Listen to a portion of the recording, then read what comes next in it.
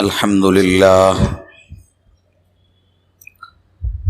لله نحمده ونستعينه ونستغفره ونؤمن به ونتوكل عليه ونعوذ بالله من شرور أنفسنا ومن سيئات أعمالنا من يهده الله فلا مضل له ومن يضلل فلا هادي له ونشهد أن لا إله إلا الله وحده لا شريك له ونشهد أن سيدنا ونبينا ومولانا محمدا عبده ورسوله أرسله الله تعالى بالحق بشيرا ونذيرا وداعيا إلى الله بإذنه وسراجا منيرا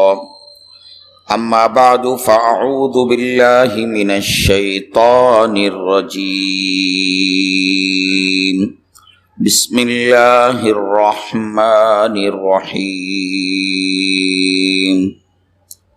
ادع إلى سبيل ربك بالحكمة والموعظة الحسنة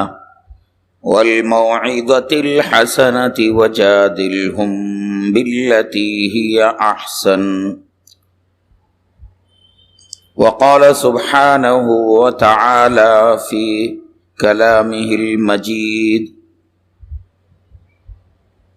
كنتم خير أمة أخرجت للناس تأمرون بالمعروف وتنهون عن المنكر وتؤمنون بالله وقال سبحانه وتعالى ومن أحسن قولا ممن دعا إلى الله وعمل صالحا وقال إنني من المسلمين ولا تستوي الحسنة ولا السيئة ادفع بالتي هي أحسن فإذا الذي بينك وبينه عداوة كأنه ولي حميم سبحان ربك رب العزة عما يصفون وسلام على المرسلين والحمد لله رب العالمين اللهم صل على سيدنا ومولانا محمد عبده ورسوله اللهم صل على سيدنا محمد وعلى آل سيدنا محمد وبارك وسلم اللهم صل على سيدنا محمد وعلى آل سيدنا محمد وبارك وسلم. قابل احترام عزیز طالبات، آج کا یہ مبارک پروگرام انتہائی اہمیت کا حامل ہے. جن علماء کرام اور نوجوانوں نے اس کا اہتمام کیا ہے وہ قابل مبارکباد ہیں. اللہ تبارک و تعالی ان سبوں کو جزائے خیر عطا فرمائے. اس وقت مجھے جو عنوان دیا گیا ہے وہ ہے دنیا اسلام کی پیاسی ہے. یہ جو موضوع ہے اس موضوع کے مختلف پہلو ہیں اور ان مختلف پہلوؤں پر آج کے اس مبارک اجتماع میں مختصر سی روشنی ڈالی جائے گی. ہماری طالبات کو یہ بات ذہن نشین ہونا چاہیے کہ اس قسم کے پروگراموں میں بیان اور خطاب کا جو انداز ہوتا ہے وہ زیادہ مفید نہیں ہوتا۔ اس قسم کے پروگراموں میں اصل مقصود موضوع کو سمجھانا اور سننے والوں کے دل و دماغ میں کچھ باتیں پہنچانا، یہ اصل مقصود ہوتا ہے۔ اس لیے آپ ان پروگراموں میں لچھے دار تقریر کی توقع مت رکھیں اور نہ شعلہ بیانی کی امید رکھیں۔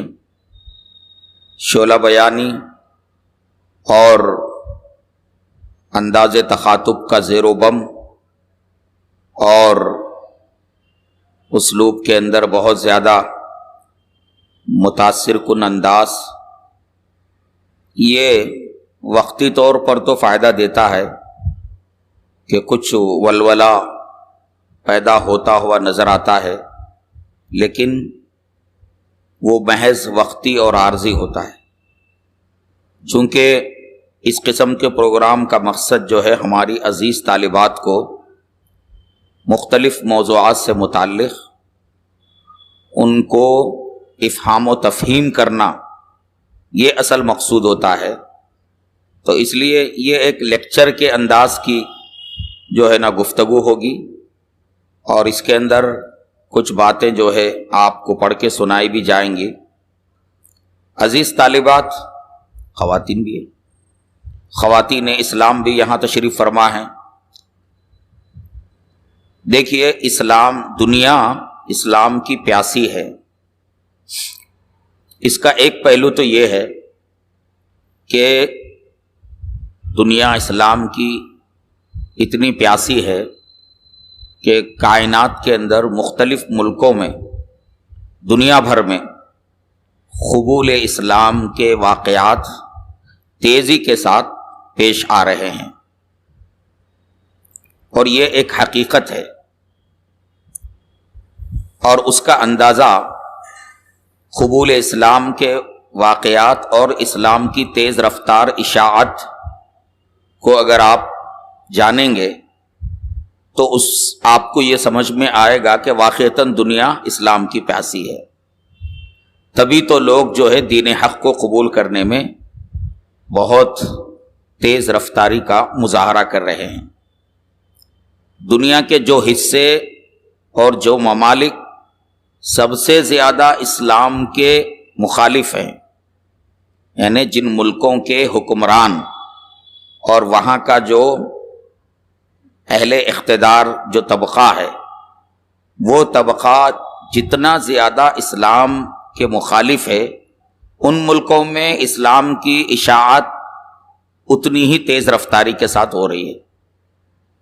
آج سب سے زیادہ اسلام قبول کرنے والے حضرات مغربی ملکوں میں اور امریکہ میں، یورپ میں سب سے زیادہ لوگ اسلام قبول کر رہے ہیں، جبکہ وہاں سب سے زیادہ اسلام کی مخالفت ہوتی ہے، میڈیا کے ذریعے اور دوسرے راستوں سے اسلام کے خلاف منفی پروپیگنڈا اور اسلام کے خلاف لوگوں کو بدگمان کرنا اور لوگوں کو متنفر کرنا۔ دنیا کے جن خطوں میں یہ کام سب سے زیادہ ہو رہا ہے، انہی خطوں میں اسلام کی قبولیت سب سے زیادہ ہو رہی ہے۔ یہ ایک حیرت انگیز بات ہے، اور یہ علامت ہے اس بات کی کہ اسلام دین حق ہے۔ دین حق کی مثال کیسی ہے؟ دین حق کی مثال پانی کی سی ہے۔ پانی کے راستے میں کوئی چیز رکاوٹ نہیں بنتی، اور اگر کوئی رکاوٹ آ بھی گئی، کوئی چٹان یا کوئی دوسری چیز آئی، تو پانی راستہ بنا کے نکل جاتا ہے۔ تو دین اسلام کا معاملہ بھی ایسا ہی ہے۔ مخالفت کرنے والے ہزار مخالفت کریں، لیکن اللہ کا یہ دین برحق جو ہے اپنا راستہ بنا رہا ہے، اور لوگوں کے قلوب کو فتح کرتے ہوئے ان کے دلوں میں جاگزی ہو رہا ہے، اور جو لوگ اسلام قبول کر رہے ہیں، آپ جان کر حیرت کریں گے کہ یہ نئے نئے جو مسلمان ہیں وہ خاندانی مسلمانوں سے زیادہ ایمان و عمل کے اندر پختہ ہیں۔ ہم نے اور آپ نے سنا ہوگا صحابہ کرام جب ایمان قبول کرتے تھے تو مکہ مکرمہ میں ان پر مظالم ڈھائے جاتے تھے۔ واقعات میں ہم سنتے رہتے ہیں کس طرح سے بلال حبشی رضی اللہ عنہ کو ستایا گیا، عمار ابن یاسر کو ستایا گیا، اور یہاں میری مائیں و بہنیں ہیں، میری مائیں بہنیں، آپ کو میں یہ بات بتاؤں، آج ہمارے ذہنوں میں یہ بات ہے کہ جو بھی دین کی خدمت اور اسلام کی دعوت اور جو ہے دین اسلام کے لیے کارنامے انجام دینا، آج یہ سمجھا جاتا ہے کہ یہ سارے کام صرف مردوں کے، عورتوں کا کوئی حصہ نہیں ہے۔ اسلام کی دعوت میں اور اسلام کی سربلندی میں اور اسلام کو قوت اور طاقت پہنچانے میں عورتوں کا کوئی حصہ نہیں ہے، یہ سارے کام صرف مردوں کے ہیں، ایک تصور لوگوں کے ذہنوں میں بیٹھا ہوا ہے۔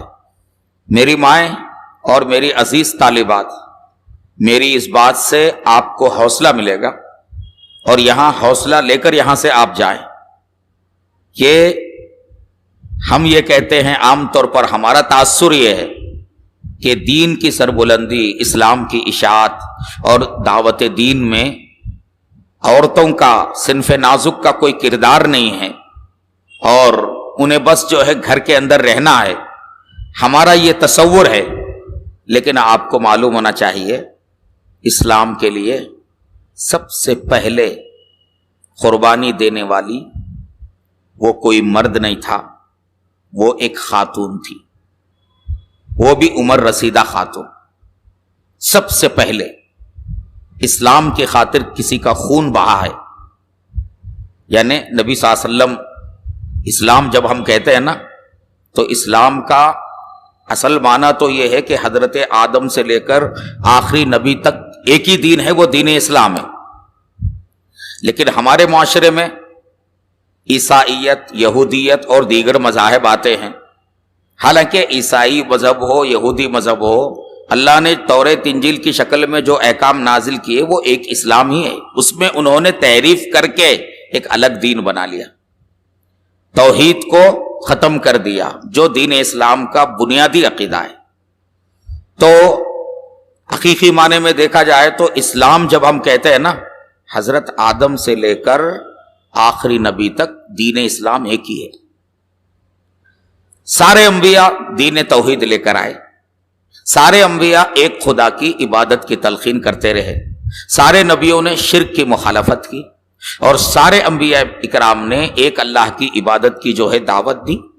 مختلف انبیاء اکرام کو جو کتابیں دی گئیں، ان کتابوں میں احکام کے اندر تھوڑا بہت فرق رہا ہے، لیکن عقائد میں کوئی فرق نہیں، عقائد میں کوئی فرق نہیں۔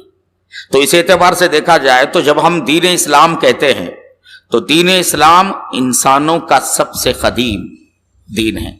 ہمارے ملک میں جو فرقہ پرست ہیں، سنگ پریوار کے لوگ، وہ یہ کہتے ہیں کہ بھئی سناتن دھرم جو ہے 2000 سال 3000 سال پرانا ہے، اس لیے مسلمانوں کو گھر واپسی کرنا چاہیے۔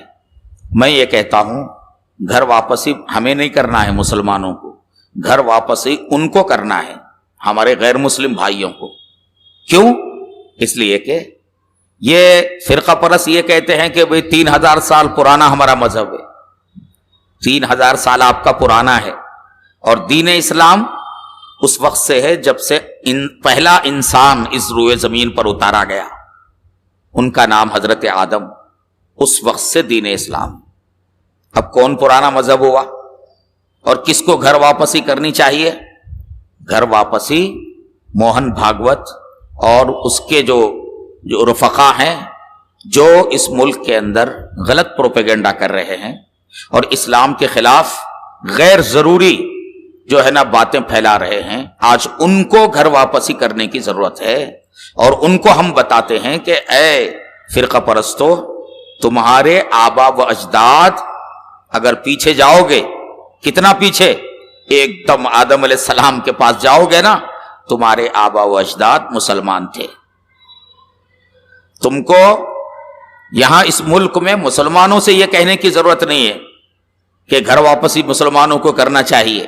اصل گھر واپسی ان تمام مذاہب کے ماننے والوں کو کرنا ہے جو مذاہب کے ماننے والے مختلف دین اسلام کو چھوڑ کر مختلف مذاہب کو جو مانتے ہیں ان کو گھر واپسی کرنا ہے. تو میری مائیں بہنیں، میں یہ عرض کر رہا تھا، دین اسلام کے لیے سب سے پہلے خون بہانے والی ایک خاتون حضرت سمیہ رضی اللہ عنہا تھی. آپ کو پتا ہے کہ حضرت سمیہ رضی اللہ عنہا اور ان کی خاندان کے لوگ یہ ایمان سب سے پہلے ابتدائی دور میں ایمان قبول کرنے والوں میں سے تھے، اور ظالموں نے حضرت سمیہ رضی اللہ عنہا کے نازک مقام پر کیا کیا؟ تیر برچھی ماری، اس سے وہ شہید ہو گئے مکہ مکرمہ میں. یہ پہلی شہادت تھی دین اسلام کے لیے. اب ہماری مائیں بہنیں بتائیں اور میری عزیز طالبات بتائیں، آپ کا کردار کتنا اونچا ہے؟ آپ کا کردار بہت بلند ہے. آپ کو دین اسلام کے لیے بہت کچھ جو ہے نا جذبہ آپ کے اندر ہونا چاہیے. نسوانی طبقے کے اندر دین اسلام کو پہنچانے کی ایک طلب اور ایک تڑپ آپ کے اندر ہونا چاہیے. نبی صلی اللہ علیہ وسلم کے زمانے میں حضرت صحابیات جو ہوا کرتی تھیں وہ اپنے طور پر مختلف انداز سے دین کے استحکام کے لیے اور دعوت دین کے لیے قربانی دیا کرتی تھی. جنگوں کے اندر، غزوات اور جنگوں کے اندر عورتیں جاتی تھیں، پردے میں رہ کر مریضوں کی عیادت کرتی تھی، زخمیوں کو پانی پلاتی تھی، اور جو ہے نا زخم کے لیے مرہم پٹی وغیرہ کیا کرتی تھی، اور مجاہدین کے کپڑوں کی سامانوں کی حفاظت کیا کرتی تھی. باقاعدہ اس کا ذکر تاریخ کے اندر ہے. تو ایسا نہیں ہے کہ خواتین کا دعوت دین میں، اشاعت اسلام میں کوئی کردار نہیں ہے. خواتین کا بہت بڑا کردار ہے. خواتین نے حضرت ابوبکر رضی اللہ عنہ وہ تنہا جو ہے دین کے لیے قربان نہیں ہوئے، ان کا پورا خاندان، ان کی خواتین، ان کی بیٹیاں ہجرت کے موقع پر یہ صدیق اکبر رضی اللہ عنہ جو کچھ گھر میں سرمایہ تھا لے کے نکلے، اور ان کی بچی جو ہے غار ثور کے اندر مکہ مکرمہ سے روزانہ توشہ لے جاتی تھی. تنہا ایک نوجوان خاتون توشہ لے کر کہاں جاتی تھی؟ کئی کلومیٹر کے فاصلے پر غار ثور، جہاں 3 دن اللہ کے نبی اور حضرت صدیق اکبر رضی اللہ عنہ چھپے رہے. ایک خاتون، ایک جو ہے نا نوجوان بچی، اس زمانے میں راستہ پرخطر ہوتا تھا، اور حالات کیسے چل رہے تھے؟ باقاعدہ اعلان ہوا تھا کہ جو محمد صلی اللہ علیہ وسلم کو گرفتار کر کے لائے گا یا صدیق اکبر کو گرفتار کر کے لائے گا، کیا ہوگا؟ اس کو 100 اونٹ انعام میں دیے جائیں گے. اتنا بڑا انعام اس کا اعلان کیا گیا. اور ایسے پرخطر موقع پر ایک نوجوان بچی مکے سے توشہ لے کر اتنے لمبے فاصلے کو طے کر کے غار ثور میں پہنچایا کرتی تھی. یہ کوئی معمولی قربانی نہیں ہے. اور صحابہ کے زمانے میں جو خواتین ہوا کرتی تھیں، جو مائیں ہوا کرتی تھیں، وہ مائیں کیا کرتی تھیں؟ اپنے بچوں کو اللہ کی راہ میں جہاد کے لیے ابھارا کرتی تھی. ان اپنے بچوں کو جو ہے تربیت دیتی تھی. حضرت خنسا رضی اللہ عنہا، آپ کو معلوم ہوگا حضرت خنسا رضی اللہ عنہ، ان کے کئی بیٹے تھے. ان بیٹوں کو انہوں نے ایک جنگ کے موقع پر کیا کیا؟ ایک جنگ کے موقع پر انہوں نے اپنے بیٹوں کو تاکید فرمائی، بیٹوں جو ہے میدان جنگ میں پیٹھ پھیر کر نہ جانا، پوری بہادری کے ساتھ مقابلہ کرنا، اور اسلام کے خاطر اپنی جان دینا، کہ کل کو میں فخر کروں گی کہ میں شہید بیٹوں کی جو ہے ماں ہوں. چنانچہ ایسے ہی ہوا. کم عمر بچے جہاد کے موقع پر کیا کرتے تھے؟ اپنے پونچوں کے بل کھڑے ہوتے تھے اونچا ظاہر کرنے کے لیے. اور یہ بتانے کے لیے کہ میں جنگ میں شریک ہونے کے لائق ہوں. کم عمر بچوں کو اللہ کے نبی رد کر دیا کرتے تھے، ریجیکٹ کرتے تھے، لیکن ان کے اندر جہاد کا غیر معمولی جذبہ ہوتا تھا. اور وہ جذبہ کس سے آیا؟ ان کی مائیں ان کی تربیت کرتی تھی. تو میری مائیں اور میری عزیز طالبات، آپ کے اندر دین اسلام کے استحکام کا، دین اسلام کی دعوت کا اور اللہ کے دین کو پورے عالم میں جو ہے پھیلانے کا اور دین کی سربلندی کا غیر معمولی آپ کے اندر جذبہ ہونا چاہیے. اس وقت پوری دنیا اسلام کی پیاسی ہے. اسلام کی پیاسی دنیا کیسی ہے اس کا اندازہ آپ ان تفصیلات سے لگا سکتے ہیں جو تفصیلات امریکہ، یورپ اور مغربی ملکوں سے آ رہی ہیں. وہاں کے ملحد لوگ جو دین کو ہی نہیں مانتے، اور عیسائی لوگ، انہوں نے قرآن پڑھا، متاثر ہو گئے. انہوں نے نبی صلی اللہ علیہ وسلم کی سیرت پڑھی، متاثر ہو گئے. ان کو جو ہے آپ دین اسلام کا کوئی جو ہے نا شعبہ اثر کر گیا، فوراً انہوں نے اسلام قبول کر لیا. آپ تھوڑا سا غور کریں، یعنی اسلام، دنیا اسلام کی پیاسی کیسی ہے، تو کچھ تفصیلات اس کے بارے میں بات سامنے رکھ رہا ہوں.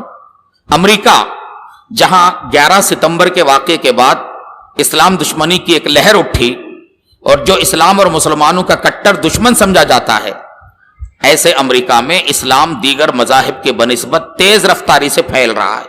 لوگ ہر روز بکثرت اسلام قبول کر رہے ہیں. تازہ اعداد و شمار کے مطابق امریکہ میں ہر سال 11,000 افراد اسلام قبول کرتے ہیں. ہر سال 11,000 افراد اسلام قبول کرتے ہیں، جن 11,000 میں سے 85% تعداد کالوں کی ہوتی ہے، کالے امریکن. کیوں؟ اس لیے کہ وہاں امریکہ کے اندر کالے اور گورے کا جھگڑا ہے.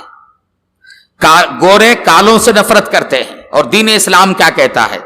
دین اسلام کہتا ہے لا فضل لعربی علی عجمی ولا لابیض علی اسود. کسی عربی کو عجمی پر فضیلت نہیں ہے اور کسی گورے کو کالے پر فضیلت نہیں ہے. کلکم من آدم، تم میں کا ہر شخص آدم کی اولاد ہے. وآدم من تراب، اور آدم مٹی سے بنائے گئے. اسلام مساوات کا قائل ہے. اسلام رنگ و نسل کی بنیاد پر افضل فضیلت کا قائل نہیں ہے. اسلام کہتا ہے کہ رنگ و نسل یہ تمہاری فضیلت کا سبب نہیں ہے. ہاں، فضیلت کا سبب تمہارے دل کے اندر جو تقویٰ ہے اور جو حسن کردار ہے، اس کی بنیاد پر تم کو ایک دوسرے پر فضیلت ہوگی. چاہے ایک کالا انسان ہے لیکن وہ تقوی میں آگے ہے، تو ہزاروں نہیں لاکھوں ان گوروں سے اچھا ہے جنہوں نے اپنے خالق اور مالک کو پہچانا نہیں. کالا انسان، حضرت بلال حبشی انتہائی کالے کلوٹ، انتہائی بڑے بڑے ہونٹوں والے، حبشہ کے رہنے والے. آج بھی آپ دیکھ سکتے ہیں ہمارے حیدرآباد میں بھی، صومالیہ کے، وہاں کے، یہاں کے جو کالے مسلمان یہاں آئے ہیں پڑھنے کے لیے، ان کو دیکھیے آپ کیسے ہوتے ہیں. حضرت بلال حبشی کالے کلوٹے غلام، مگر ان کا مقام کتنا اونچا ہو گیا. اللہ کے نبی فرمانے لگے بلال، معراج کے موقع پر جب میں جنت کی سیر کر رہا تھا تو میں میرے آگے آگے تمہارے قدموں کی آواز سن رہا تھا. آخر تمہارا کیا عمل ہے؟ ایک کالے کلوٹے غلام ہے، مقام کتنا اونچا ہے. اللہ کے نبی کے جو ہے حضرت بلال رضی اللہ عنہ اللہ کے نبی کے وزیر خزانہ تھے. تمام مالیات کے معاملات ان کے پاس. ضرورت پڑتی قرض لینے کی تو قرض لینا بھی ان کا ہی کام تھا، اور جب پیسے آتے تو پھر وہ قرض لوٹایا کرتے تھے. ایک مرتبہ ایسا ہوا، کسی یہودی کا قرض لوٹانے کا وقت آیا لیکن پیسوں کا کوئی انتظام نہیں ہوا. حضرت بلال حبشی رضی اللہ عنہ فرمانے لگے اللہ کے نبی، ایسی ایسی صورتحال ہے، ایسا کریں آپ مجھے اجازت دیں، میں جو ہے مکے سے کہیں دوسری جگہ چلا جاؤں. اس لیے کہ وہ آئے گا، بدتمیزی کرے گا، آپ کے ساتھ بدتمیزی کرے گا، قرض کا مطالبہ کرے گا. وقت گزرنے لگا، اور ادھر جو ہے رات کا وقت آیا اور حضرت بلال حبشی جو ہے مکہ چھوڑنے والے تھے، اتنے میں اللہ کی طرف سے انتظام ہوا. اللہ کے نبی نے حضرت بلال کو بلایا، بلال آ جاؤ، اللہ نے تمہارا انتظام کر دیا. وہ کتنا قریبی مقام تھا اللہ کے نبی کے پاس. حضرت بلال حبشی رضی اللہ عنہ کالے کلوٹے. ایک صحابی تھے، ان کا نام حضرت ظاہر، انتہائی کالے کلوٹے، بہت معمولی، خستہ حال، لباس معمولی، ساری چیزیں معمولی. وہ کیا ہے، مدینے سے دور دیہات کے رہنے والے تھے، دیہات کے. مگر وہ کیا کرتے تھے، اپنے دیہات کی چیزیں لا کر مدینے کی مارکیٹ میں فروخت کرتے تھے. اور اللہ کے نبی سے ان کا تعلق اور آپ صلی اللہ علیہ وسلم کا ان سے تعلق کیسا تھا، آپ جانیں گے تو حیرت کریں گے. بہت محبت کرتے تھے، بہت محبت کرتے تھے. حضرت ظاہر دیہات کی چیزیں لا کر نبی کو تحفے میں دیتے تھے، اور نبی صلی اللہ علیہ وسلم مدینے کی چیزیں حضرت زاہد کو تحفے میں دیتے، ظاہر کو تحفے میں دیتے تھے. ایک مرتبہ حضرت ظاہر جو ہے مکے کی مارکیٹ میں بیٹھ کر کیا کر رہے ہیں، اپنا سامان فروخت کر رہے ہیں، بیٹھے ہوئے ہیں. اللہ کے نبی پیچھے سے آئے، آہستہ، ایسے آہستہ کہ خبر نہ لگے، آ کے جو ہے نا پیچھے سے ایسے اپنے ہاتھ سے دونوں آنکھوں کو، حضرت ظاہر کے دونوں آنکھوں کو جو ہے بند کر دیا پیچھے سے. جیسے بے تکلفی میں بچے جو ہے آپس میں اس طرح سے آ کے پیچھے سے پکڑ لیتے ہیں اور کہتے ہیں کہ بھی پہچانو میں کون ہوں. تو حضرت ظاہر بیٹھے ہوئے سامنے رخ کیے ہوئے کاروبار میں، پیچھے سے اللہ کے نبی آئے اور بالکل جو ہے قریب آ کر ان کے جو ہے نا دونوں آنکھوں کو اپنے ہاتھ رکھ کر پکڑ لیا. دیر تک پکڑے رہے. شروع میں وہ پہچانے نہیں، کہنے لگے کہ بھئی کون ہے کون ہے، چھوڑ دو چھوڑ دو. آپ ایسے ہی پکڑے رہے. تھوڑی دیر میں مہک، اللہ کے رسول کی مہک آئی. سمجھ گئے یہ پکڑنے والی پیچھے اس طرح سے یہ کوئی معمولی ہستی نہیں ہے، یہ اللہ کا لاڈلا پیغمبر ہے. جو ہی ان کو محسوس ہوا، اب وہ اپنا جسم جو ہے نا اللہ کے نبی کی طرف اور گھس کرنے لگے، ہٹانے لگے، تاکہ ان کے جسم کو اللہ کے نبی کا جسم زیادہ سے زیادہ مس کرے. اللہ کے نبی کا جسم میرے جسم سے زیادہ مس کرے، اس کے لیے وہ ہٹنے لگے. نبی صلی اللہ علیہ وسلم پہچان لیے کہ اب یہ شخص پہچان چکا ہے. تو نبی صلی اللہ علیہ وسلم نے، بازار تھا، نبی صلی اللہ علیہ وسلم نے کیا کیا، زور سے اعلان کیا، بھائی اس غلام کو کون خریدے گا. مذاق کے طور پر اس غلام کو آپ غور کیجئے، یہ ہوتے ہیں اللہ کے نبی کے اخلاق. آج آدمی کوئی بلند مرتبہ حاصل کرے تو عام آدمی سے کبھی بات کرنا بھی گوارا نہیں کرتا.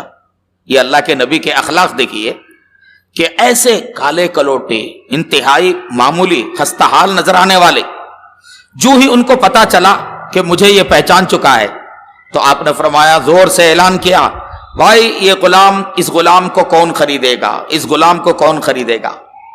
تو حضرت ظاہر کہنے لگے، اللہ کے نبی اگر آپ مجھے فروخت کرو گے تو آپ گھاٹے میں پڑیں گے، آپ کو کوئی فائدہ زیادہ نہیں ہوگا، اس لیے کہ میں کالا کلوٹا اور انتہائی خستہ حال، نہ ظاہری شکل و صورت ہے اور نہ کوئی جو ہے نہ حالت ایسی ہے، تو مجھے اگر آپ بیچیں گے تو خسارے میں پڑیں گے، میں معمولی آدمی ہوں. اللہ کے نبی نے فرمایا، ظاہر تم اللہ کی نگاہ میں بہت قیمتی ہو، ظاہر تم اللہ کی نگاہ میں بہت قیمتی ہو. ایک کالا کلوٹا انسان اللہ کی نگاہ میں کتنا قیمتی ہے بھائی. یہ ہے اسلام کا مساوات کا نظام. رنگ و نسل کے ذریعے سے اسلام یہ نہیں کرتا، تفریق نہیں کرتا، تفریق بالکل نہیں کرتا. آج بھی آپ امریکہ جائیں گے تو کالوں کے ہوٹل الگ ہے، گوروں کے الگ. گوروں کے اس میں کالوں کو آنے کی اجازت نہیں ہوتی. یہ عجیب و غریب سلسلہ ہے. کالوں سے حد درجے نفرت ہے. ایسے ماحول میں ظاہر ہے کہ اسلام کیا کرے گا. اسلام کی اپنی جو خوبی ہے کہ انسانی مساوات اور افضلیت کی بنیاد آدمی کا کردار ہے. اللہ نے فرمایا نا قرآن مجید میں، اللہ نے فرمایا، ان اکرمکم عند اللہ اتقاکم، تم میں سب سے معزز اللہ کے نزدیک وہ ہے جو سب سے زیادہ تقوی رکھتا ہے، جو زیادہ اللہ سے ڈرے گا. اللہ کے یہاں اس کا مقام ہے. اسلام میں جو ہے نا حضرت عمر رضی اللہ عنہ کے زمانے میں ایک صحابی مکہ مکرمہ کے گورنر تھے، ان کو حضرت عمر رضی اللہ عنہ نے بلایا اپنے پاس. تو جب وہ آئے تو پوچھا کہ بھئی تم مکے کے گورنر کس کو بنا کے آئے؟ انہوں نے کہا ابن ابزا کو بنا کے آیا ہوں. پوچھا ابن ابزا کون ہے؟ فرمانے لگے یہ ایک غلام زادہ ہے. اور پھر وجہ انہوں نے بتائی، میں نے اس کو اس لیے بنایا، یہ سب سے زیادہ قرآن جانتا ہے، قرآن مجید کا سب سے زیادہ حصہ ان کو یاد ہے. تب حضرت عمر نے فرمایا کہ بے شک اللہ کے یہاں اس کا مقام و مرتبہ ہے جو قرآن کو زیادہ جانتا ہو، جس کا عمل اچھا ہو. تم نے صحیح کیا، ایک غلام کو نائب بنا کے. تو آپ اندازہ لگائیے. تو میں یہ عرض کر رہا تھا کہ دنیا بھر میں اشاعت اسلام کا جو حال ہے، امریکہ کے بارے میں تازہ اعداد و شمار، تازہ کا مطلب ہے کہ جس وقت یہ مضمون لکھا گیا ہے اس کے اعتبار سے تازہ، ورنہ تو یہ میں سمجھتا ہوں تقریباً 15 سال 16-17 سال پہلے کا یہ معاملہ ہے. ہر سال 11,000 افراد اسلام قبول کرتے ہیں امریکہ میں، جن میں سے 85% کالوں کی تعداد ہوتی ہے، اس میں کالے ہوتے ہیں. تو میں یہ عرض کر رہا تھا کالے کیوں زیادہ اسلام قبول کر رہے ہیں، اور دوسرے امریکہ ہو یورپ ہو، جتنے لوگ اسلام قبول کر رہے ہیں ان میں زیادہ تر تعداد عورتوں کی ہے، مردوں سے زیادہ. کیوں؟ اسلام میں عورتوں کا جو مقام ہے، اسلام میں عورتوں کے لیے جو تحفظ ہے، پردے کی شکل میں عورتوں کی نسوانیت کی جو حفاظت کا سامان ہے، اسلام عورت کو جو ہے وہ نوکرانی کی طرح، ملازمت کرنے والے کی طرح ہر جگہ جو ہے، اسلام یہ نہیں کہتا کہ تم کمانے کے لیے جاؤ اور اپنے باس کی جو ہے نا رضامندی حاصل کرنے کے لیے اپنے آپ کو میک اپ کر کے جاؤ اور اپنی جو ہے نا اپنی عزت کو پامال کرو. اسلام یہ نہیں کہتا. اسلام کہتا ہے کہ عورت ہیرے سے زیادہ قیمتی ہے، اور اس ہیرے کو جو ہے نا حفاظت سے رکھنا ہے، اس کو مسلنا نہیں ہے. اس کو اسلام کہتا ہے کہ عورت کی نسوانیت اور نزاکت تخلیق کے اعتبار سے وہ اس لائق نہیں ہے کہ وہ جو ملازمت کرے. آج بہت سارے ہمارے ملک میں بھی جو ہے سرکاری بسوں میں عورتیں کنڈکٹر بنی ہوئے ہیں. جو حضرات سفر کرتے ہیں بسوں کا وہ دیکھ سکتے ہیں کتنا برا حال اس عورت کا ہوتا ہے جو کنڈکٹری کر رہی ہوتی. ہم سمجھ سکتے ہیں کہ کیا یہ چیز عورت کے مقام کے لائق ہے. عورتیں سب سے زیادہ اسلام اس لیے قبول کر رہی ہیں کہ عورتوں کو جو ہے اسلام کے اندر ان کو پناہ مل رہی ہے، اسلام کے اندر ان کی نسوانیت کا تحفظ ہو رہا ہے. کتنی عورتیں ہیں عرب یعنی یورپ اور امریکہ میں اسلام قبول کرنے والی. قبول اسلام کے بعد ان سے پوچھا گیا کہ آپ کو کس چیز نے متاثر کیا؟ کہنے لگی اسلام میں جو پردے کا نظام ہے وہ مجھے اچھا لگا. آج یورپ کے حکمران پردے کی مخالفت کرتے ہیں اور حجاب پر پابندی عائد کر رہے ہیں. ہمارے ملک کے اندر بھی ہماری پڑوسی ریاست کرناٹک میں حجاب پر جو ہے فرقہ پرست حکومت نے پابندی عائد کر دی تھی. یہ مخالفت ہو رہی ہے، اور یہ لوگ جو اسلام جن کا دین نہیں ہے وہ اسلام قبول کرنے والی عورتیں وہ یہ کہہ رہی ہیں کہ دین اسلام میں پردے کا جو نظام ہے اس سے میں متاثر ہوئی. ایک عورت انتہائی آزادانہ زندگی گزارنے والی، جیسے آزاد عورتیں جو ہے نا بے پردگی کے ساتھ بن سنور کر جو ہے یعنی لوگوں کے لیے تماشا بنی رہتی ہیں اور مردوں کے شانہ بشانہ جو ہے نا کام کرتی ہیں، ایسی عورتیں جب اسلام قبول کرتی ہیں تو وہ اسلام قبول کر کے پردے میں رہتی ہیں تو وہ کہتی ہیں کہ مجھے پردے میں جتنا سکون محسوس ہو رہا ہے میری پرانی زندگی میں اتنا سکون نہیں. بڑے بڑے فلموں میں کام کرنے والی ہیروئن جو اسلام میں آئیں تو انہوں نے اپنے کو ایک سکون کا جو ہے اظہار کیا کہ ہمیں جو سکون اسلام قبول کرنے کے بعد ملا. ایسا نہیں ہے کہ کوئی خاص طبقے کی عورتوں نے اسلام قبول کیا ہو. دنیا میں عالم اسلام میں، عالم مغرب میں، یورپ میں ہر طبقے سے تعلق رکھنے والی عورتیں اسلام قبول کر رہی ہیں. ہر طبقے سے. بڑے سے بڑے سائنسداں بھی اسلام قبول کر رہے ہیں، بڑے سے بڑے پاپ سنگر بھی اسلام قبول کر رہے ہیں، اور فلموں کے جو ہے نا انڈسٹری سے تعلق رکھنے والی شخصیتیں بھی جو ہے اسلام قبول کر رہی ہیں. کھیل کی دنیا سے تعلق رکھنے والے بڑے بڑے انٹرنیشنل سطح کے جو کھلاڑی ہیں مختلف کھیلوں میں وہ بھی جو ہے اسلام قبول کر رہے ہیں. تو اللہ نے اپنے دین کے اندر، دین حق کے اندر اللہ نے یہ تاثیر رکھی ہے۔ انسائکلوپیڈیا آف برٹانیکا کے مطابق امریکہ میں مسلمانوں کی تعداد جو ہے نا، پرانے اعداد و شمار کے حساب سے امریکہ میں مسلمانوں کی تعداد 8 ملین ہے۔ ہر سال امریکی مسلمانوں میں اوسطاً 1,35,000 کا اضافہ ہو رہا ہے۔ ہر سال امریکی مسلمانوں میں اوسطاً کتنا اضافہ ہو رہا ہے؟ 1,35,000 کا اضافہ ہو رہا ہے۔ امریکہ میں مسلم آبادی کا تناسب 4% ہو گیا۔ اس طرح بہت جلد امریکہ میں آباد مسلمان 1 کروڑ سے بھی زائد ہو جائیں گے۔ جہاں تک مساجد اور اسلامی سنٹروں کا تعلق ہے، ان میں بھی امریکہ میں تیزی سے اضافہ ہو رہا ہے۔ 200 سے بڑھ کر 2,000 تک جو ہے مساجد اور اسلامی جو ہے نا سنٹر ہو چکے ہیں۔ تو یہ امریکہ میں ہر طبقے میں اسلام اپنی جگہ بنا رہا ہے۔ تاہم دوسروں کے مقابلے میں کالے یہ تیزی کے ساتھ اسلام قبول کر رہے ہیں۔ امریکی معاشرے میں پائی جانے والی کالے گوروں کی تمیز یہ اسلام کی مقبولیت کا ایک سبب ہے۔ ایک اندازے کے مطابق افریقن امریکی نو مسلموں کی تعداد امریکہ میں کل نو مسلموں کی تعداد کی نصف ہے۔ اسی طرح امریکی عورتوں میں بھی اسلام کی طرف رجحان بڑھتا جا رہا ہے۔ بکثرت عورتیں اسلام قبول کر رہی ہیں۔ امریکی باشندوں میں امریکہ میں ہر ہفتہ 30,000 قرآنی نسخے فروخت ہوتے ہیں۔ 11 ستمبر کے واقعات کے بعد تو صورتحال ایسی ہو گئی ہے کہ سارے امریکی بک سٹورز پر قرآن مجید کے نسخے ختم ہو گئے تھے۔ لوگ مساجد اور اسلامی مراکز پر پہنچ کر از خود قرآن کے نسخوں کا مطالبہ کر رہے تھے۔ تاریخ میں سب سے تیزی سے پھیلنے والا دین اسلام ہے۔ اسلام مغرب میں بھی بہت تیزی سے پھیلا ہے۔ اسلام کی روز افزوں ترقی کا راز قرآن شریف جیسی عظیم جو ہے کتاب مقدس ہے۔ تو اسی طرح یورپ کے اندر یہی حال یورپ کا بھی ہے۔ یورپ میں بھی اسلام تیزی سے پھیل رہا ہے۔ مساجد اور اسلامی مراکز میں آئے دن اضافہ ہوتا جا رہا ہے۔ فرانس میں جہاں حکمرانوں کی جانب سے اسلامی وضاحت اور حجاب پر پابندی ہے، وہاں بھی اسلام کی طرف رجحان بڑھ رہا ہے۔ ایک اندازے کے مطابق گزشتہ 3 سالوں میں 3 لاکھ افراد نے فرانس کے اندر اسلام قبول کر لیا ہے۔ ڈاکٹر کتانی کے مطابق 1982 میں فرانس میں مسلمانوں کی تعداد 20 لاکھ تھی۔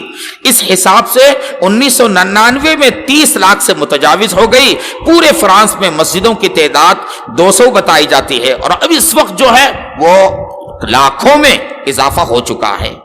تو میری مائیں بہنیں، عرض کرنے کا مطلب یہ ہے کہ یہاں میرے سامنے میری ایک کتاب ہے۔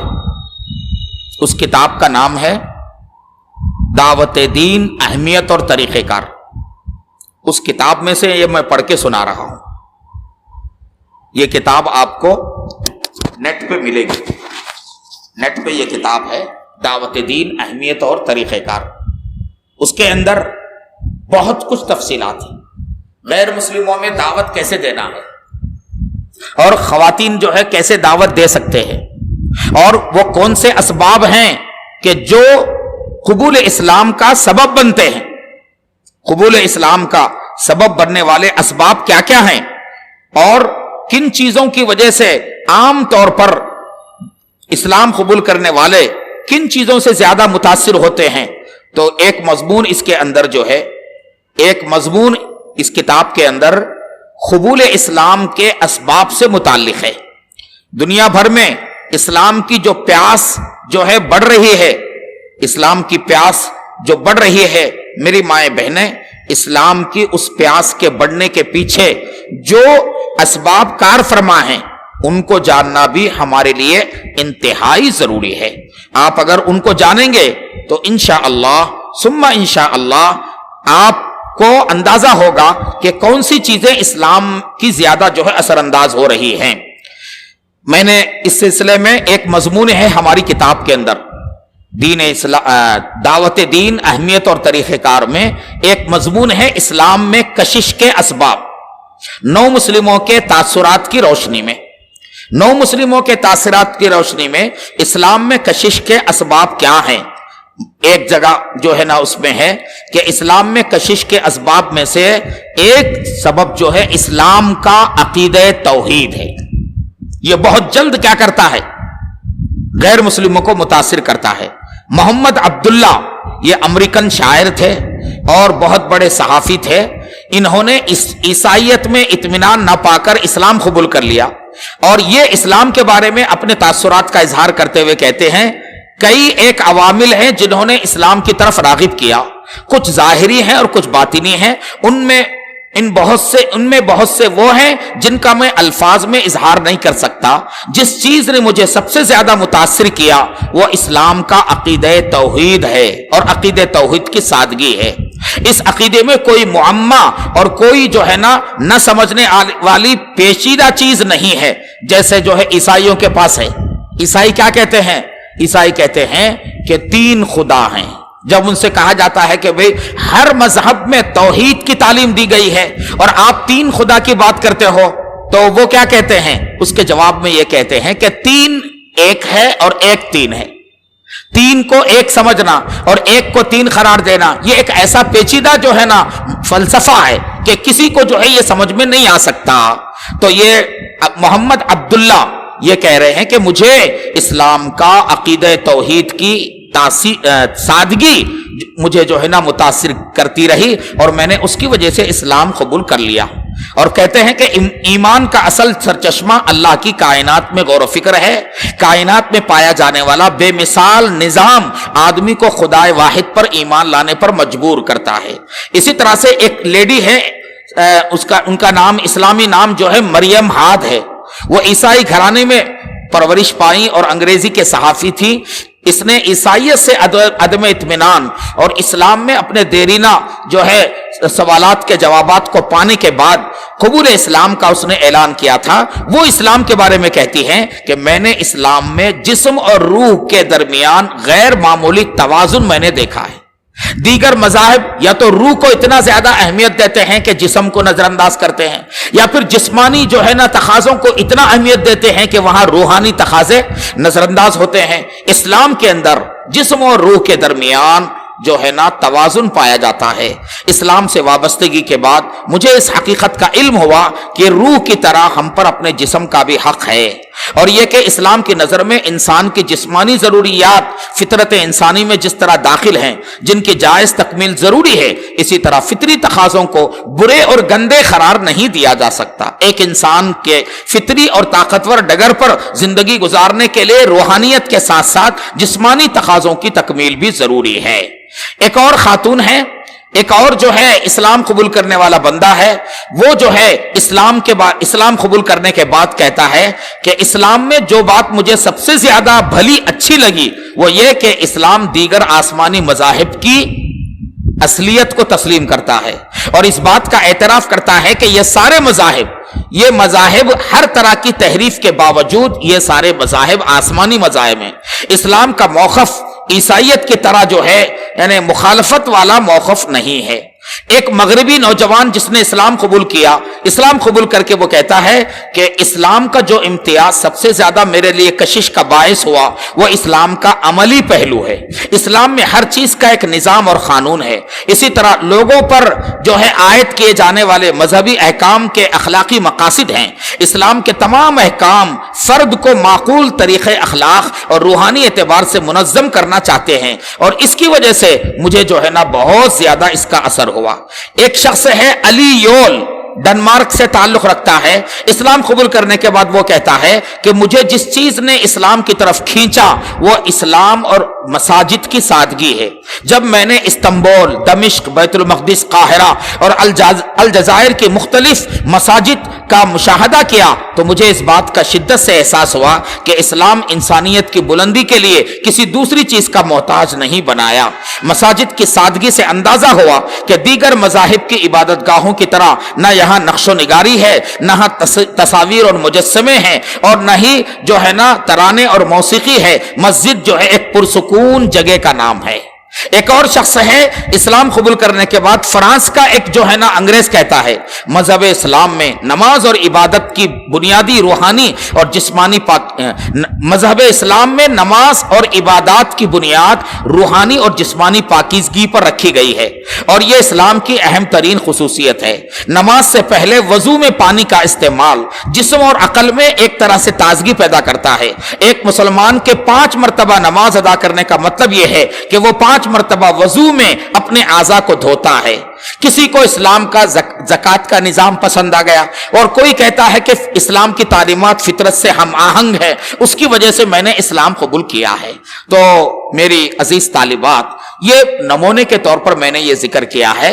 इस ताल्लुक से बहुत तफसीलात आप अगर बराह रास्त किताब से रुजू करेंगे तो वहां बहुत सी चीजें मालूम होंगी। इस किताब के अंदर दावत देने के तरीके क्या हैं और दीन इस्लाम में दावत पर कितना जोर दिया गया है उसका भी इसमें जिक्र है। यहां मेरी जो अजीज तालिबात हैं, आप जिन इदारों में पढ़ रही हैं या जिन इदारों से जो है आप मुलाजमत की वाबस्तगी रखती हैं, याद रखें आप अपने इदारों के अंदर भरपूर तरीके से इस्लाम की दावत दे सकते हैं। उसके लिए अव्वलीन शर्त यह है कि खुद दावत देने वाले एक मुसलमान का किरदार अच्छा होना चाहिए। लोग किरदार को देखकर मुतासिर होते हैं, हमारी जिंदगी को देखकर जो है लोग मुतासिर होते हैं, हमारे अखलाक को देखकर लोग मुतासिर होते हैं। इसलिए आप अगर किसी ऐसे निस्वानी मुआशरे में रहते हैं जहां बिल्कुल गैर मुस्लिम खवातीन हैं, वहां आपको काम करना पड़ रहा है या वहां आप इल्म हासिल कर रही हैं, तो आपको अपने किरदार से और अपने जो है ना अपनी बंदगी के जो कमालात हैं और इस्लाम के जो अखलाक हैं उसके जरिए आप जो है अपने निस्वानी माशरे को मुतासिर कर सकते हैं। तो एक दाई के लिए बुनियादी चीज क्या है?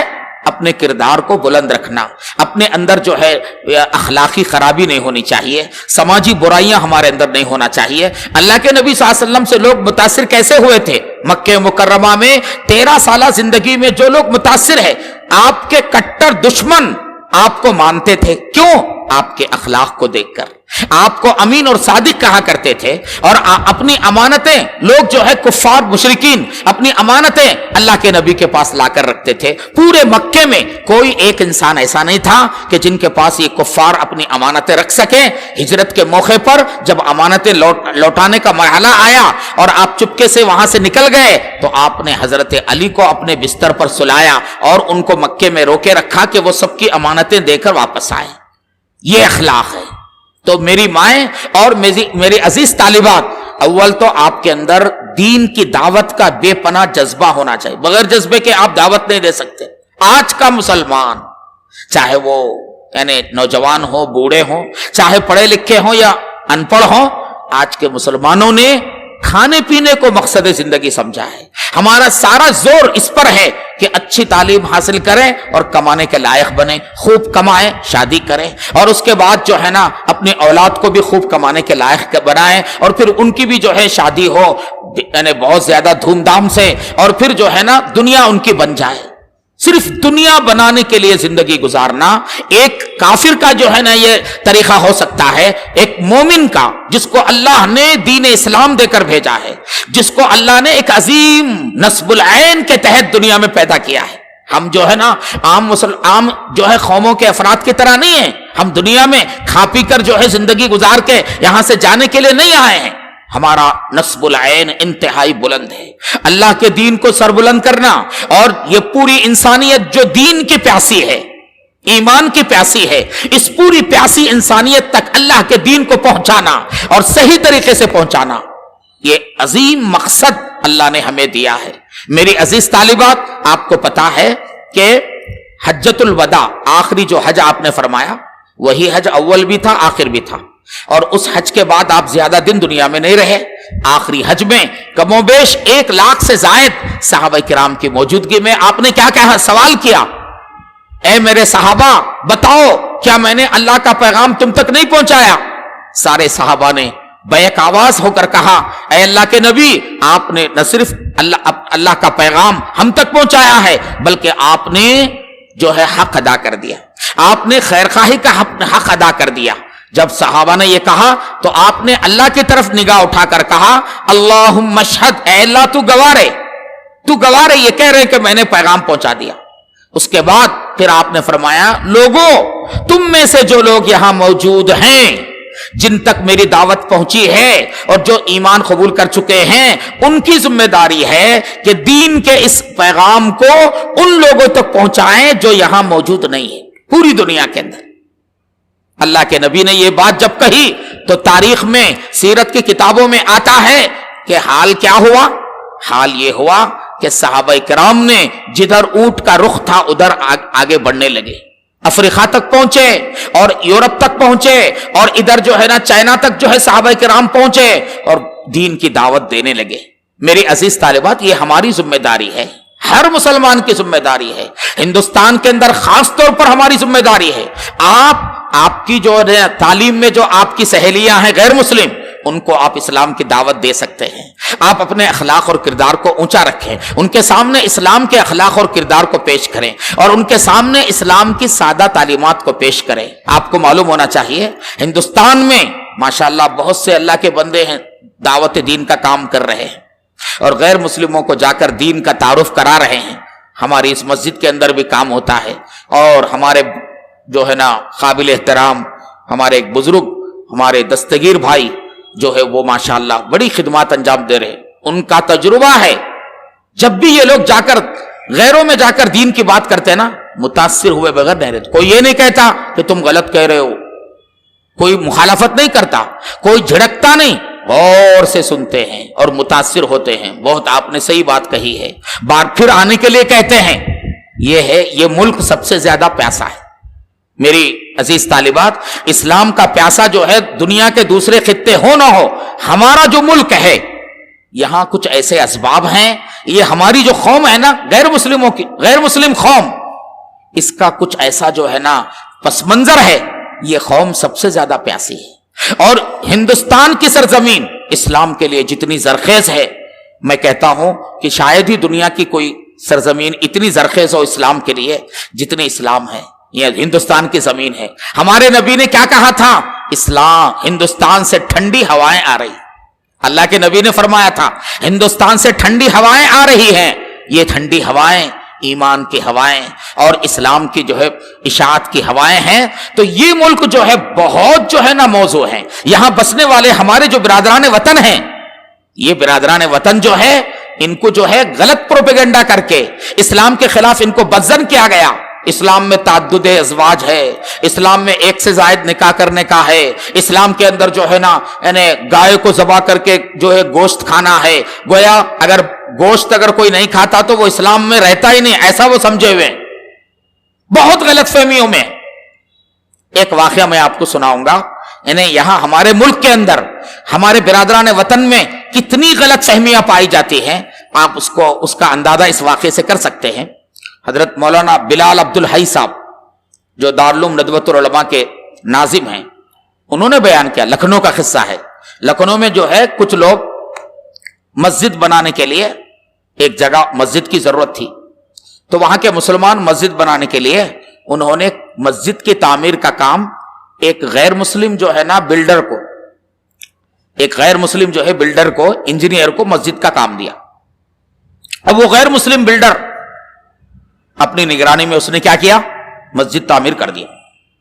مسجد تعمیر کرنے کے بعد جب افتتاح ہوا مسجد کا تو ایک چھوٹا سا پروگرام رکھا گیا، اور وہ غیر مسلم بلڈر کو بھی چونکہ انہوں نے ہی تعمیر کیا تھا نا، تو اس لیے ان کو بھی بلایا گیا اور ان کے سامنے مختلف باتیں وغیرہ آئیں اور ان سے بھی کہا گیا کہ آپ بھی تھوڑی دیر اظہار خیال کریں، آپ بھی اپنا تاثر بیان کریں۔ تو آپ حیرت کرو گے، جب جو ہے وہ غیر مسلم کھڑے ہو کر بیان کرنے لگا تو اس نے یہ کہا کہ بہت زمانے سے ایک غلط فہمی میرے دل میں دماغ میں تھی، آج وہ غلط فہمی دور ہوئی۔ تو اس نے یہ بتایا، میں اب تک یہ سمجھ رہا تھا کہ جہاں کہیں مسجد تعمیر ہوتی ہے، جب بنیاد کھودی جاتی ہے تو پہلے ایک گائے کو ذبح کر کے گائے کا خون بنیاد میں ڈالا جاتا ہے۔ ہر جگہ جہاں کہیں مسلمان مسجد بناتے ہیں تو میرے ذہن میں یہ بات بیٹھی ہوئی تھی کہ ہر جگہ جہاں بھی مسجد تعمیر ہوتی ہے پہلے بنیاد کھود کے وہاں گائے ذبح کر کے گائے کا خون ڈالیں گے تبھی وہ مسجد بن سکے گی۔ میں ایسا سمجھتا تھا، لیکن یہ مسجد میں نے ہی بنائی ہے اور میں نے خود جو ہے یہ کام نہیں کیا اور کسی نے مجھے کہنے کے لیے نہیں کہا، کرنے کے لیے نہیں کہا۔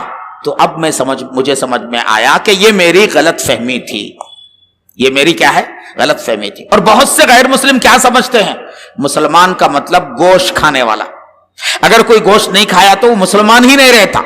بھائی اسلام میں گوشت حلال جانوروں کا گوشت کھانا جائز ہے، فرض نہیں ہے کہ آپ اگر نہیں کھاؤ گے تو اسلام سے خارج ہو جاؤ گے، لیکن حرام ہمیں نہیں سمجھنا ہے۔ کوئی آدمی نہیں کھاتا ہے تو بالکل نہیں کھا سکتا ہے۔ اسلام میں ایک سے زائد نکاح لوگ کیا سمجھتے غیر مسلم؟ فرض ہے، ہر مسلمان 2 3 4 نکاح کرتا ہے اور یہ ان کے لیے ضروری ہے۔ اسلام میں ایک سے زائد نکاح کرنا کوئی مطلب ہے کہ اچھا عمل نہیں ہے، اجازت ہے، گنجائش ہے۔ کوئی اگر کرنا چاہے تو کنڈیشنوں کے ساتھ گنجائش ہے، انصاف کرنا پڑے گا، ذرے بھی نا انصافی نہیں کرنی پڑے گی، تو یہ اجازت اور گنجائش رکھی گئی ہے۔ تو میری عزیز طالبات، ایسی غلط فہمیاں بہت ساری ہیں، آپ کو ان غلط فہمیوں کا بھی مطالعہ کرنا پڑے گا۔ آپ کو کتابیں ملیں گی، پردے کے بارے میں غیر ضروری باتیں پروپیگنڈے کے طور پر پھیلائی جاتی ہے۔ پردہ یہ عورت کے لیے مصیبت نہیں ہے، عورت کے لیے اعزاز کی بات ہے، اعزاز کی بات ہے۔ جو چیز جتنی قیمتی ہوتی ہے اس کو لپیٹ کر احتیاط سے رکھا جاتا ہے۔ ہاں، آدمی کے پاس سونا چاندی ہے تو سونے چاندی کو گھر میں یوں ہی باہر نہیں پھینک دیتے، جیسے چپلوں کو باہر رکھتے ہیں، ہاں، جیسے جو ہے کپڑوں کو جو ہے باہر رکھتے ہیں، ایسا جو ہے سونے چاندی کو باہر نہیں ڈالتے۔ کیوں؟ اس لیے کہ وہ قیمتی ہے۔ یہی حال اسلام میں عورت کا ہے۔ عورت ایک قیمتی ہیرے سے بھی زیادہ مقام و مرتبہ رکھتی ہے، تو اس کے لیے عورت، اسلام کہتا ہے کہ عورت کی اگر حفاظت ہو تو وہ پردے میں ہے۔ اس لیے درندوں سے بچانے کے لیے، انسانوں میں جو ہوس کے درندے ہیں، جن کے اندر ہوس کی درندگی ہے، ایسے درندوں سے بچانے کے لیے کہا گیا کہ عورتیں پردے میں ہونا چاہیے۔ مردوں کو حکم دیا گیا کہ وہ اپنی نگاہیں جو ہے نیچی رکھیں۔ تو میری عزیز طالبات، چونکہ مجھے یہاں سے ایک اور جگہ جانا ہے، الندو سفر ہے، اس لیے یہ موضوع اتنا وسیع ہے کہ ابھی دعوت کی اہمیت، دعوت کا طریقہ کار اور دعوت سے متعلق بہت سی باتیں ہیں۔ چونکہ کچھ باتیں بس ایسی ہیں، آپ کے اندر ایک جذبہ پیدا ہو جائے، آپ یہاں سے عزم اور ارادہ کر کے نکلیں کہ دین اسلام کی تبلیغ، اشاعت اور دین کی جو ہے یعنی فروغ کے لیے جہاں مردوں کو جو ہے محنت کرنا ہے، وہیں پردے کے ساتھ اور عورتوں کی تمام شرائط کے ساتھ خواتین کو بھی جو ہے اپنا کردار ادا کرنا ہے۔ آپ اپنے گھر میں دعوتی ماحول بنانے کی فکر کیجئے۔ آپ جن بچیوں کے ساتھ رہتی ہیں، آپ کے کلاس کی جو بچیاں ہیں، سہیلیاں ہیں، ان کا دعوتی ذہن بنانے کی فکر کیجئے۔ اور آپ کے کالج میں، اسکول میں جو ہے نا غیر مسلم بچیاں ہیں، ان کو اسلام کی دعوت دینے کی عملی جو ہے نا تربیت آپ حاصل کیجئے اور عملی جو ہے سلسلہ شروع کر دیجئے، تو انشاءاللہ ثم انشاءاللہ بہت زیادہ آپ کو کامیابی ملے گی۔ اللہ تعالیٰ عمل کی توفیق عطا فرمائے۔ جو مضمون میں نے ذکر کیا ہے، یہ صرف جو ہے ہلکی ہلکی جھلکیاں میں نے رکھی ہیں۔ اگر اس کی پوری تفصیل چاہیے تو نیٹ پر جو ہے میں نے جو کتاب کا حوالہ دیا، اپنی کتاب دعوت دین، اہمیت اور طریقہ کار، ضرور اس کتاب کا مطالعہ کریں۔ اس میں غیر مسلموں میں دعوت دینے کے طریقوں کا ذکر کیا گیا ہے، دعوت کے اسلوب کا ذکر کیا گیا ہے، دعوت دینے کے کتنے طریقے ہیں اس کو بتایا گیا ہے، دعوت دین کی اہمیت کیا ہے وہ ذکر کیا گیا ہے۔ یہ ساری چیزیں، غیر مسلموں کے تاثرات بھی اس کے اندر ہے۔ تو مجھے امید ہے کہ انشاءاللہ اس کتاب سے آپ استفادہ کریں گے۔ اللہ عمل کی توفیق عطا فرمائے۔ وآخر دعوانا ان الحمدللہ رب العالمین۔ دعا کرنا۔ اللهم صل على سيدنا محمد وعلى آل سيدنا محمد مبارك وسلم۔ اللهم لك الحمد كله ولك الشكر كله بيدك الخير كله إليك يرجع الأمر كله۔ اے اللہ ہمارے بیٹھنے کو، کہنے سننے کو قبول فرما۔ مولا جو بچیاں یہاں اے اللہ دین کو سیکھنے اور دعوت کو سیکھنے اور دین کے تعلق سے شعور پیدا کرنے کے لیے آئی ہیں، الہ العالمین ان کے آنے کو قبول فرما اور ان کو مولا اپنے دین کا داعی بنا اور اسلام کی طلب اور تڑپ ان کے اندر پیدا فرما۔ مولا ہم سب کو مولا مرتے دم تک دین اسلام کی دعوت سے وابستہ رہنے کی توفیق عطا فرما۔ اپنے دین کی کچھ خدمت ہم سے اے اللہ لے لیجئے اور ہمیں جو ہے کسی قابل بنا لیجئے، ہمیں اپنی اصلاح کی توفیق عطا فرمائیے۔ وصلی اللہ تعالی وسلم۔